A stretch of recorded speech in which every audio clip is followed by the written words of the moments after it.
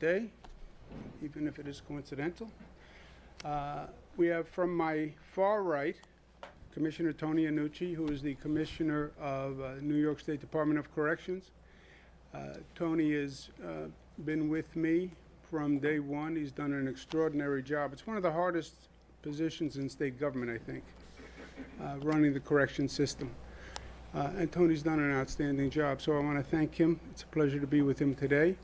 To my immediate right, Melissa DeRosa, Secretary to the Governor. To my immediate left, Gareth Rhodes, Deputy Superintendent of Department of Financial Services, and Kelly Cummings to Gareth's left. Kelly, as you know, is Director of State Operations, and she has done a remarkable job. You know, this has been a stress test for governments all across the country. Government had to perform. It was not about just talking, right? It was not about rhetoric and pontification. It was about performance.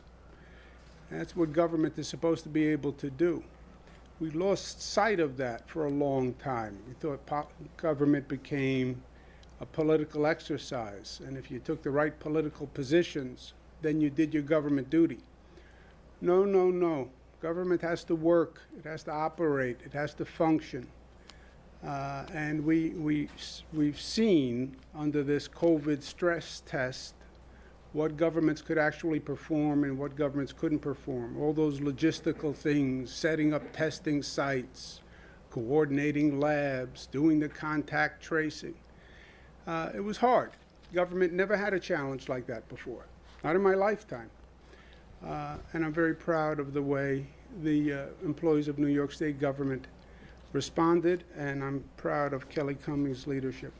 Let's talk about today where we are. We're day 145. A bright sunny day. Good news, all good news. 706 hospitalizations, lowest since March 18th. Number of deaths, 13. We don't like to lose anyone, obviously, and they're in our thoughts and prayers, but that is also good news relative to where we were. 3-day average of lives lost is down to 8. That is good news. Number of tests yesterday, 69,000 tests, 811 positive. That's a 1.1% positive rate. That is also good news. You look across the regions of the state, you see all good news. You see a little tick in the capital region, it's the Albany capital region. We had just about 30 positives from one July 4th party. One party, 30 positives, 28 positives. You understand why we say one bad event, one bad group can be a real problem. One party, 30 people. Remember what we went through in New Rochelle. One super spreader, first hotspot in the United States. One person can make a difference. But all the numbers are good. You look across New York City, likewise, all the numbers are good. Because it's good, we then say good news. Data is the highest and hardest mountain, and we are on the other side. The big caution, the but we don't want to climb any more mountains. It was not fun. It tested the character of the people of the state, tested the competence of the government, and New Yorkers did it. But we don't want to do it again. And we're wary of new threats that are on the horizon. And that is the bad news, is the concerning trends that we're seeing around the country primarily. And it's important that we learn the lesson of what we have gone through. This is not that COVID descended on us yesterday. It's been 6 months. In New York, we were ambushed. Virus came from Europe. Nobody knew. Nobody told us. We woke up one morning, and the spike was already happening. We were ambushed. That's not where we are today. It's been 6 months. We know what COVID is about. We've been talking about testing and tracing and quarantine. It's been 6 months. Let's at least learn the lesson of the past 6 months. Let's learn the facts of the past 6 months. We're still having this same inane political discussion. Well, you should reopen right away. No, that was never the question. And now we have 6 months of experience to know what happens when you do that, right? It wasn't about do we reopen or not. The question was always, yes, you reopen. Of course you reopen. You reopen as quickly as you can. But you have to be smart in how you reopen. You have to follow the science and the metrics. You still have today people who are operating politically suggesting just reopen. Just reopen. Even President Trump isn't saying that anymore. And he was the main booster of that theory, right? And we see what happens when you rush a reopening. We have the proof of 6 months of experiments. Some states reopened right away. Some states, New York, said no. Let's do a phased reopening. Let's study the metrics, and let's do it intelligently.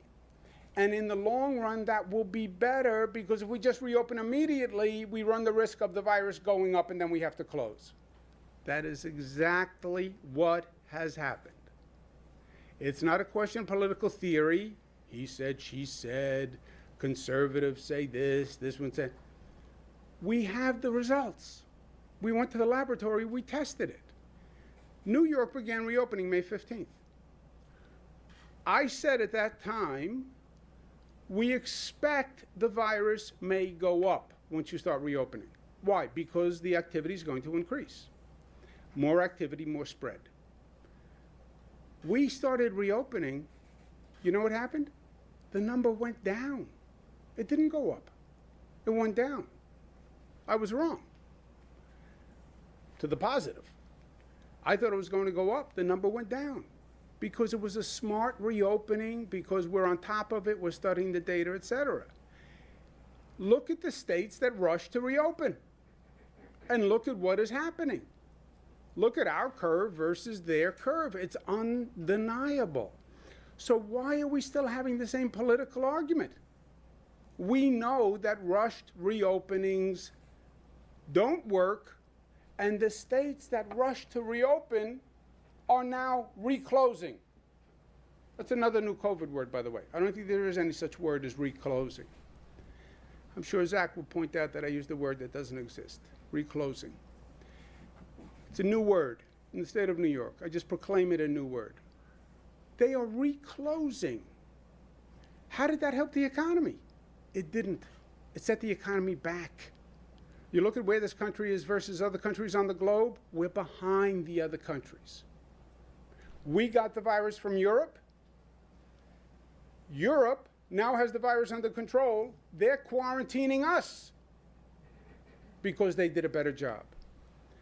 So, learn the lessons and let's stop this non-productive political debate that is still going on in this state and in this country. No politics, follow the facts. That's what we did from day one. We do face a threat from the states that rushed the reopening and were not ready. You turn on the news, you listen all day, there's still problems in testing. States don't have tracing operations. States have some counties opening, some counties closing, some counties have this plan, some counties have that plan. They rushed the reopening, they were not ready for the reopening, or they just were not competent enough to handle the reopening because it was rushed. And we're seeing that increase, it's undeniable, and it is a threat to New York. We now have 39 states with an increasing threat. We know that this virus travels. We know that. We know we are not an island in the state of New York. We know that we cannot hermetically seal the state of New York in our own little bubble. So when you see the virus going up in these other states, it poses a threat to New York. Our quarantine enforcement is serious, and I want people coming into this state to know that. States have never done border control before.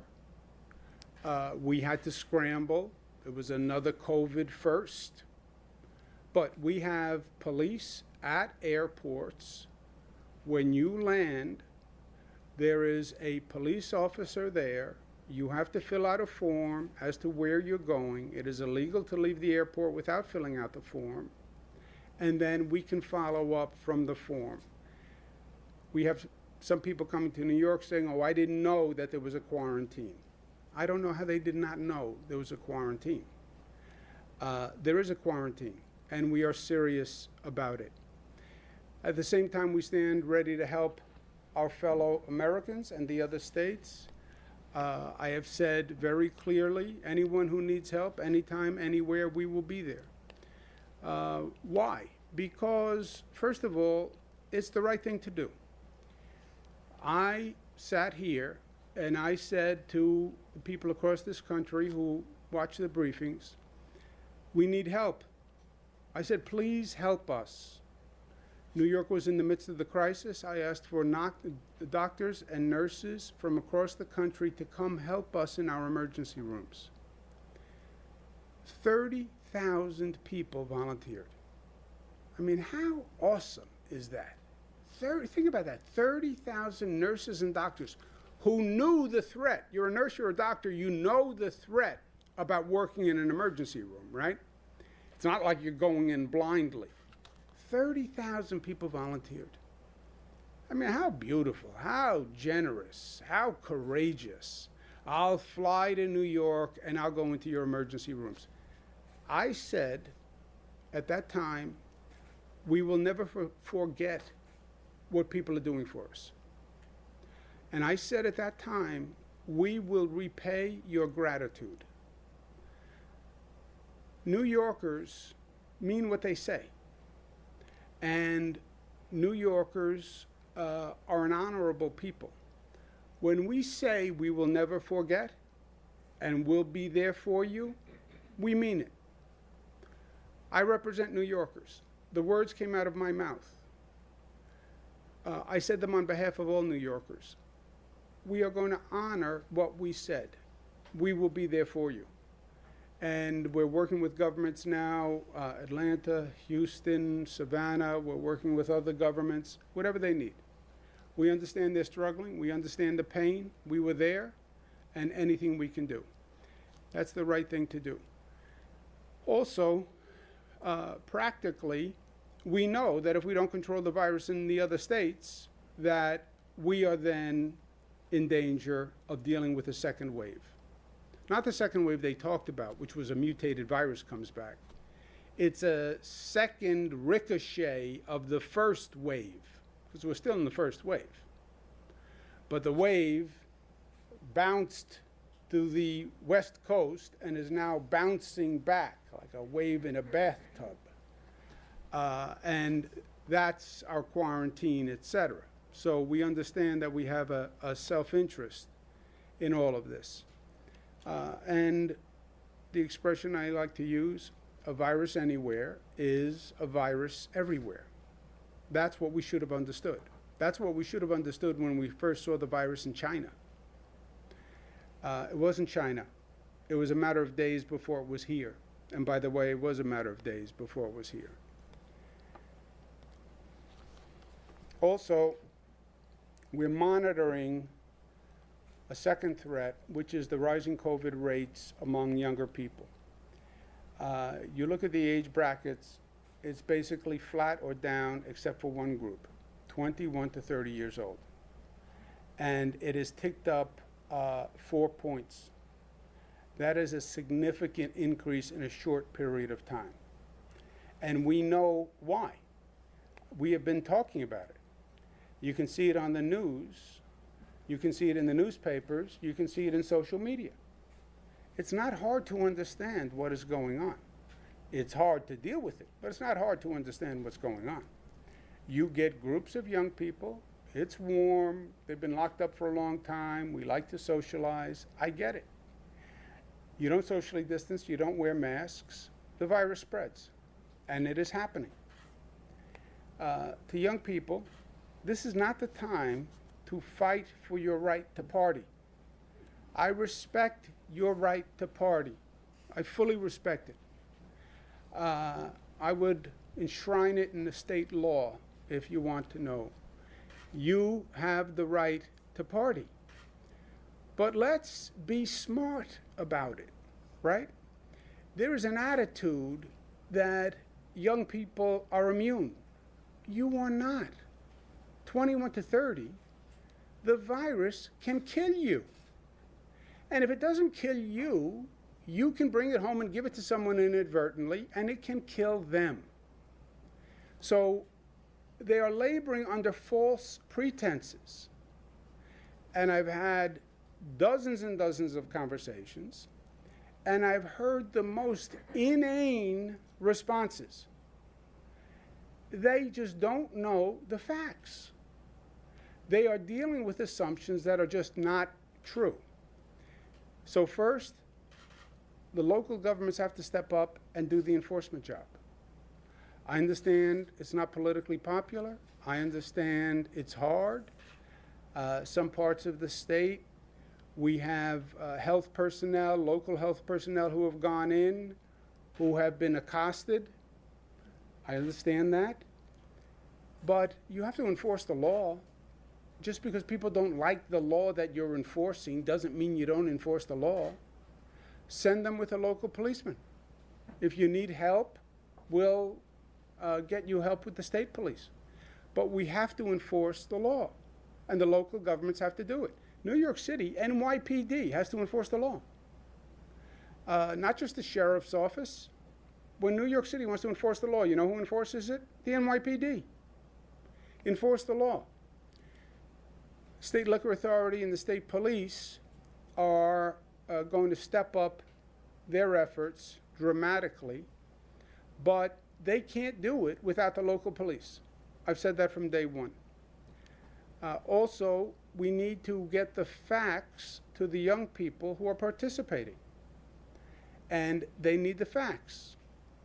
And we're going to start a video ad campaign that is targeted to young people to communicate some of the facts and the misimpressions that they have.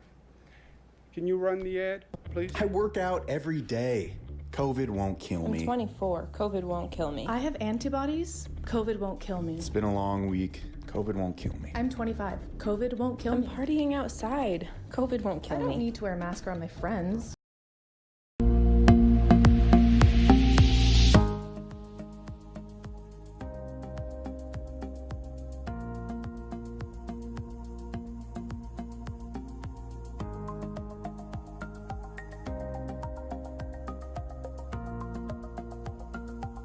Here, when you talk to a lot of young people, there is a total misconception of their vulnerability to this disease. And we hope that makes a difference.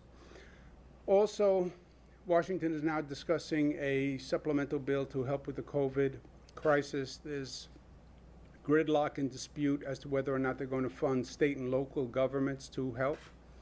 It's very simple. If they want to get this economy back running, you have to fund state and local governments. There is no economic model or research that says the economy is going to bounce back without funding state and local governments. The economic research says the exact opposite. Listen to Chairman Powell. Even the Wall Street Journal says the data shows if you don't fund state and local governments and they have to do dramatic cuts, that's going to hurt the economy. These Republican senators who say, well, they don't want to make the taxpayer pay to bail out blue states, Democratic states. Initially, Democratic states are the states that had the most COVID cases. Not true anymore. You now have Republican states that are suffering worse than Democratic states, right? And this hyper-political Washington attitude, why should a Republican Senate give funds to Democratic states? It's not even true. It is the epitome of hypocrisy. These Republican states have been taking money from the Democratic states for years. For years. You look at who gives and who takes, if you want to get to that basis. New York gives $29 billion. New Jersey gives $18 billion. Massachusetts, Connecticut, California, they all pay more into the federal till than they take out. You know who takes out? The Republican senators who are making this argument. Virginia takes out $82 billion. Maryland takes out $42 billion. Senator McConnell, Senator Rand, we want to save taxpayers' money. You know how you save taxpayers' money? Don't take so much money out of the till. You take out $37 billion more than you put in. You want to help taxpayers? Put some of the money back that you have been taking for years. That's how you help taxpayers. Question of federal troops in New York City. The president has sent troops to Portland, Oregon. The president just sent troops to Chicago, Illinois. The president is talking about sending troops to other cities. The president suggested he would send troops to New York City, troops, federal agents, etc. I spoke to the president about it. I don't believe there's any justification to send federal troops or federal agents to New York City, and I told him that. There is no federal property that is endangered that could justify the federal government having to send agents. The constitutional law is clear on this. The nation does not have a federal police force to deploy in their discretion. Policing is left up to the states. The president and I had a good conversation. He said he would not be sending troops into New York City. He did not say period ad infinitum, but he said that we would talk before he did anything. And New York was not included yesterday in the announcement that he was sending troops into Chicago. If the president were to do that, of course, we would sue. I believe it's blatantly unconstitutional. But a lawsuit in this case would also not be highly effective as a short-term measure. There are numerous lawsuits. Portland, Oregon has sued the federal government. Mayors have sued the federal government. The lawsuits take time. And for that lawsuit to work its way through the courts, you'd be talking about a significant amount of time. I think if they sent in federal agents, I think it would be inflammatory. I think it would be pouring gasoline on a fire. And that's the last thing we need in New York City. So the president said he heard me. He said he wouldn't do it. He said that we would talk if anything changed. It was a good conversation, and I'm going to hold the president to his word, and I have no reason to believe anything other than that. And the president said if there was a change, we would have a conversation first. But I'll stay on top of this and monitor it, and we'll see where we go from here. But so far, the president has not said anything different than we had on the conversation. In the meantime, New York City must focus on quality of life and essential services. The rationale used in Chicago was crime. We have had crime increase in New York City. We have to get on that. The homelessness, the graffiti. So we have work to do here in New York. Long term for New York City, we will need a significant effort to restart the economy. And I've said that from day one. Reimagine the economy, rebuild the economy. You have a lot of people who left New York City when COVID was at its height. You then have this transformation in the economy where people were home for 4 or 5 months working from home. and they were introduced to a new way of doing business. And you're seeing businesses across the country starting to modify their behavior. Maybe I don't need to be in the city. Maybe I don't need all that commercial space. Maybe I can have half my workforce work from home. Maybe I can stay in my summer house and work from my summer house and not pay the New York City income tax. So this is a very delicate moment that we're in. You put on top of that the crime increase, put on top of that the scenes of looting that we've seen, put on top of that issues with the homeless, issues with graffiti. It's a bad combination that we're going to have to address. Now, one thing at a time, we have to get through the current crisis, which is dealing with COVID.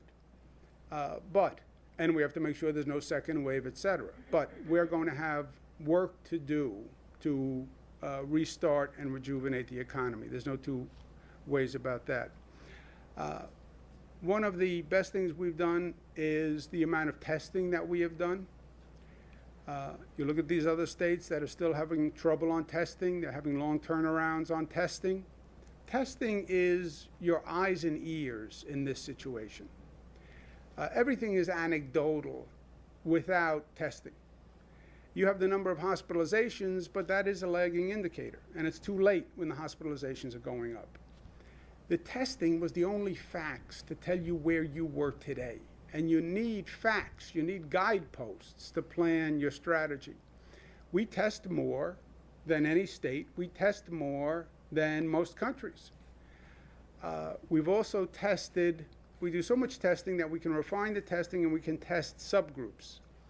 We tested our subgroups of essential workers, because I was always worried we made essential workers continue working. Did we put them in harm's way? The essential workers were below the level of the overall community. New York City, the overall community is 19.9. Fire department was 17, transit workers 14, healthcare workers 12, NYPD 10. Why is the fire department high? It's fire department and EMT workers. So the EMT workers are really on the spot, right? They're the ones who are showing up. Look at the healthcare workers, 12%. How can the healthcare workers be at 12% when overall in New York City it was 19? How can people working in an emergency room have a lower infection rate? They're dealing with positive people all day long. How can that be? Because these work. These work. That's why, and that's why New York State was the first state in the United States to have a mask order. But we've done more and more testing, and we did testing in DOC's facility, Department of Correction facilities, okay? I've talked enough. Press test. You're the press. This is the test. We tested incarcerated individuals over 55 and over. How many individuals are there in the state prison system who are 55 and over? See, you like to ask questions, but you're not so good on the answering questions. Any guess? Come on. So, how many? 10,000. 10,000. 3,900, 55 and over. Why 55 and over? Because COVID affects older people more. What was the percent positive? How many people? Percentage is hard. How many people of the 3,900 tested positive? 3. How many? 3%. 3%? Any other bids, offers? I'd go lower. 20? How many people? What's your number? I'd go lower than 3. I'd say 2 or 1. 2 or 1? 1. 77 positives out of 3,900 people tested, which is 1.9. So I just want to applaud Commissioner Annucci, and I want to applaud Kelly Cummings. This is a congregate population, 55 and older. They were all asymptomatic, by the way, because symptomatic people had been tested. These were asymptomatic people. the entire population. So that was a job really well done. Because again, these congregate facilities are where we've seen a lot of trouble. So very good, because we are New York tough, smart, united, disciplined, and loving.